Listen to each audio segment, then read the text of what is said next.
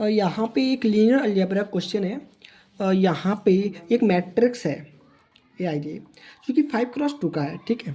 और पहला W1 उन सारी मैट्रिक्स को कंटेन करता है जिनमें इच रॉ का सम 0 आता है। W2 में बेस सारी मैट्रिक्स आती है जिनमें इच कॉलम का सम 0 आता है। तो हमें डायमेंशन बताना है W1 इंटरसेक्शन W2। एक W1 एक सब स्पेस है, W2 एक सब स्पेस है। इन दोनों के जो इंटरसेक्शन आएगा हमें उसका डायमेंशन बताना है, ठीक है। जब भी हम इस टाइप के सवाल देखते हैं तो हमेशा माइंड में रहना चाहिए, जब भी हम इंटरसेक्शन को डिफाइन करते हैं तो इंटरसेक्शन में वो ए आएगी जिनमें देखो, जब भी इंटरसेक्शन करते हैं तो जो रिस्ट्रिक्शन होती है वो ऐड हो जाती है। तो यहाँ की जो रिस्ट्रिक्शन थी रो सम और यहाँ का जो था कॉलम सम, दोनों को दोनों ऐड हो जाएगी। तो यहाँ पे जो टोटल रिस्ट्रिक्शन होगी वो क्या होगा, इच रॉ 0 और दूसरा इच कॉलम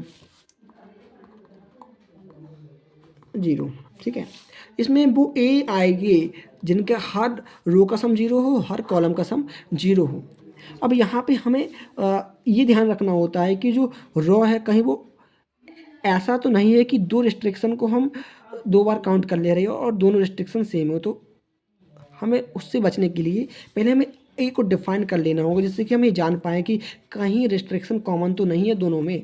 तो हम मान लेते हैं कि जो ए होगा वो होगा सच दैट ABCDE, ठीक है।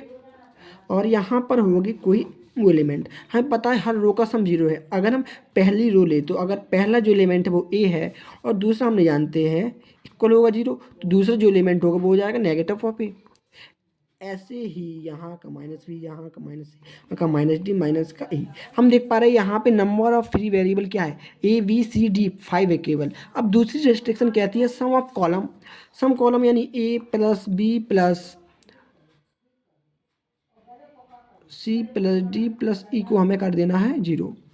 दूसरा कॉलम क्या कर रहा है, negative of A, negative of B, negative of C, negative of D, negative of P 0। हम देख पा रहे हैं कि हम में से ऐसा भी तो लिख सकते हैं, यानी कि दोनों एक ही रिस्ट्रिक्शन है। अगर दो अलग अलग इक्वेशंस होती तो दो रिस्ट्रिक्शन हो जाती, यहाँ पर एक ही है तो ये एक ही रिस्ट्रिक्शन होगी। तो जब यहाँ एक है और ये अपने पास थे 5 फ्री वेरिएबल, तो डायमेंशन क्या होगा, डायमेंशन W1 इंटरसेक्शन W2। हम इसे ऐसा कह सकते हैं ना, यहाँ 5 फ्री वेरिएबल है तो 5 माइनस एक रिस्ट्रिक्शन है, ये एक रिस्ट्रिक्शन है, तो 5 माइनस 1 कर देंगे तो आंसर इसका 4 आ जाएगा, ठीक है। अब जैसा कि हमने यहाँ पर तो ये कैलकुलेशन वो ऐसा कर लिया। अगर कोई जनरल मैट्रिक्स आ जाए, जैसे कि एक मैट्रिक्स है AIJ और इसका है 50x40 है, ठीक है। अब यहाँ पे कह दिया है कि डायमेंशन बताइए W1 इंटरसेक्शन W2। अब यहाँ पे हम कैसे ये सब बना पाएंगे, तो हमें कुछ नहीं करना है, हमें तो इसका जो फॉर्मूला है हमें वो याद कर लेना है। वो कैसा, देखिए, अगर कोई एक जनरल मैट्रिक्स AIJ है अपने पास, ठीक है, और उसका m रोज है n कॉलम है, जो रिस्ट्रिक्शन है वो सेम है जो यहाँ पर है गिवन, तो जो डिमेंशन होगा, अगर दोनों रिस्ट्रिक्शन एट अ टाइम है तो डायमेंशन होगा क्या, m into n minus m minus n plus का 1 कर देंगे हम बस, ठीक है।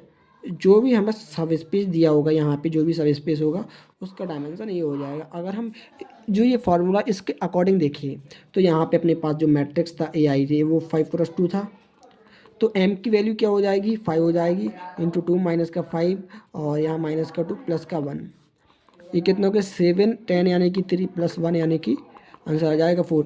अगर हमें ये दे दिया होता 5x2 की जगह 15x4, फिर क्या करते, सेम 50 इंटू 4 माइनस का 50 माइनस का 4 प्लस का 1, ये हो जाएगा 60 और ये हो जाएगा 90, ये हो जाएगा प्लस का 1, ये हो गया 60 माइनस का 80, ये हो गया 42। तो इसका जो डायमेंशन हो जाएगा 42 हो जाएगा।